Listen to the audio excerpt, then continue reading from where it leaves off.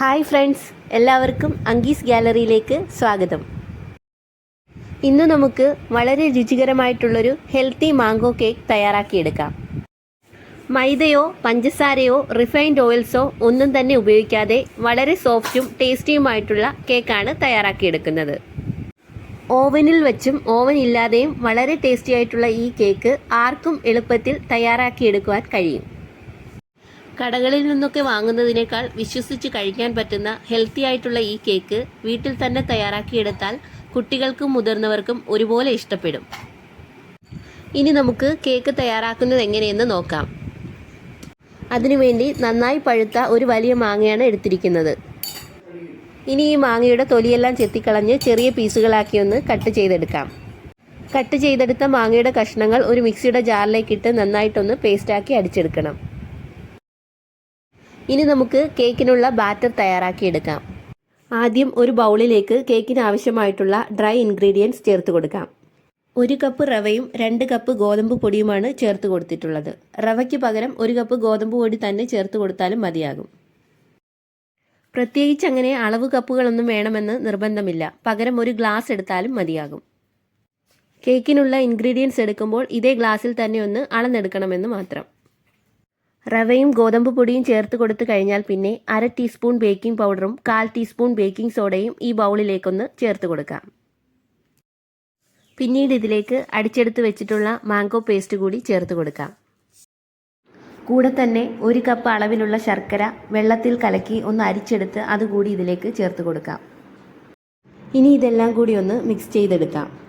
പിന്നെ ഇതിലേക്ക് വേണ്ടത് 1 കപ്പ് അളവിലുള്ള പാലാണ്. റൂം ടെമ്പറേച്ചറിലുള്ള പാലെടുക്കാൻ പ്രത്യേകം ശ്രദ്ധിക്കണേ. ഇനി ഇതെല്ലാം കൂടി ഒന്ന് ഇളക്കി ചേർക്കാം. ഇത്രയും ആയിക്കഴിഞ്ഞാൽ 1/2 കപ്പ് അളവിലുള്ള വെളിച്ചെണ്ണയാണ് ചേർത്ത് കൊടുക്കേണ്ടത്.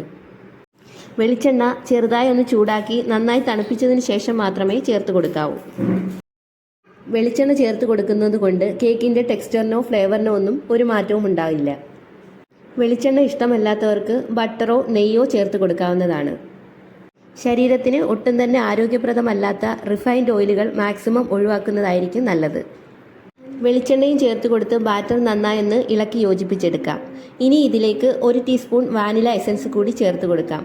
വാനില എസൻസ് ഇല്ലെങ്കിൽ അതിന് പകരമായിട്ട് 2-3 ഏലയ്ക്ക നന്നായിട്ടൊന്ന് പൊടിച്ചെടുത്തത് കൂടി ചേർത്ത് കൊടുക്കാവുന്നതാണ്. ഇനി ഒരു കേക്ക് ടിന്നിലേക്ക് ബട്ടർ പേപ്പർ വെച്ച് കൊടുത്ത് കുറച്ച് ഓയിൽ കേക്ക് ടിന്നിലേക്കൊന്ന് സ്പ്രെഡ് ചെയ്തെടുക്കാം. ഇനി അതിലേക്ക് ബാറ്റർ ഒഴിച്ച് കൊടുക്കാം. കേക്ക് ടിന്നിൽ ബാറ്റർ ഒഴിച്ച് ലെവൽ ചെയ്തതിന് ശേഷം നന്നായിട്ടൊന്ന് ടാപ്പ് ചെയ്തെടുക്കണം. ബാറ്ററിനുള്ളിലുള്ള എയർ ബബിൾസ് ഒക്കെ പോകാനാണ് ഇങ്ങനെയൊന്ന് ടാപ്പ് ചെയ്തെടുക്കുന്നത്. ഇനി ബാറ്ററിൻ്റെ മുകളിലായിട്ട് കുറച്ച് നട്ട്സ് ചെറുതായി ഒന്ന് സ്ലൈസ് ചെയ്തതും കുറച്ച് ടൂട്ടി ഫ്രൂട്ടിയും കൂടി ചേർത്ത് കൊടുക്കാം. ഇത് വീട്ടിൽ തന്നെ തയ്യാറാക്കി എടുത്തിട്ടുള്ള ടൂട്ടി ഫ്രൂട്ടിയാണ്. ഇതുണ്ടാക്കുന്ന റെസിപ്പി മുൻപുള്ള ഒരു വീഡിയോയിൽ ഇട്ടിട്ടുണ്ടേ, ആവശ്യമുള്ളവർ അതൊന്ന് കണ്ടു നോക്കണേ. ഇനി കുറച്ച് മാങ്ങ ചെറുതായി അരിഞ്ഞ കഷ്ണങ്ങളും കൂടി ബാറ്ററിൻ്റെ മുകളിലേക്ക് ഇട്ട് കൊടുക്കാം. ഇനി 250 ഡിഗ്രി സെൽഷ്യസിൽ 10 മിനിറ്റ് പ്രീഹീറ്റ് ചെയ്ത ഓവനിലേക്ക് കേക്ക് ടിൻ വെച്ച് കൊടുക്കാം. ഇനി ഒരു 40-45 മിനിറ്റ് കൊണ്ട് കേക്ക് നന്നായിട്ടൊന്ന് ബേക്കായി കിട്ടും. കേക്ക് ബേക്ക് ചെയ്തെടുക്കാനായി ഓവൻ ഇല്ല എന്നുണ്ടെങ്കിൽ നല്ല അടിക്കട്ടിയുള്ള ഒരു കേക്ക് ടിൻ ഇറക്കി വെക്കാൻ പാകത്തിനുള്ള ഒരു പാത്രത്തിലേക്ക് ഒരു റിങ്ങോ ഒരു അടപ്പ് പാത്രമോ വെച്ച് കൊടുത്ത് അതിൻ്റെ മുകളിലായിട്ട് കേക്ക് ടിൻ ഇറക്കി വെച്ച് അടച്ചു വെച്ച് നന്നായിട്ടൊന്ന് കേക്ക് ബേക്ക് ചെയ്തെടുക്കാവുന്നതാണ്. 45 മിനിറ്റ് ആകുമ്പോഴേക്കും കേക്ക് ടിൻ ഒന്ന് പുറത്തെടുത്ത് നോക്കാം. കേക്ക് വെന്ത് വന്നിട്ടുണ്ടോ എന്നറിയാൻ ഒരു ടൂത്ത് പിക്ക് കൊണ്ട് അവിടെ ഇവിടെ ആയിട്ടൊന്ന് കുത്തി നോക്കിയാൽ മതി. കേക്ക് ഇവിടെ നന്നായിട്ട് വെന്ത് വന്നിട്ടുണ്ട്. ഇനി കേക്ക് ഒരു പ്ലേറ്റിലേക്ക് തിരിച്ചിട്ട് കൊടുത്ത് ബട്ടർ പേപ്പർ ഒന്ന് മാറ്റി കൊടുക്കാം. കേക്ക് ഇനി ഒന്ന് കട്ട് ചെയ്തെടുക്കാം.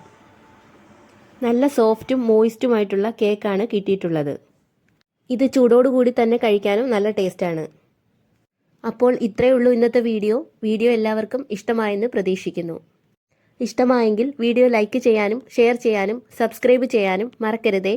കൂടെ തന്നെ തുടർന്നുള്ള വീഡിയോസിൻ്റെ നോട്ടിഫിക്കേഷൻസ് ലഭിക്കുന്നതിനായി ആ ബെൽ ബട്ടൺ കൂടി ഒന്ന് അമർത്തിയേക്കണേ. ഒപ്പം നിങ്ങളുടെ വിലയേറിയ അഭിപ്രായങ്ങളും നിർദ്ദേശങ്ങളും കമൻറ്റ് ബോക്സിൽ രേഖപ്പെടുത്താൻ മറക്കരുതേ. താങ്ക്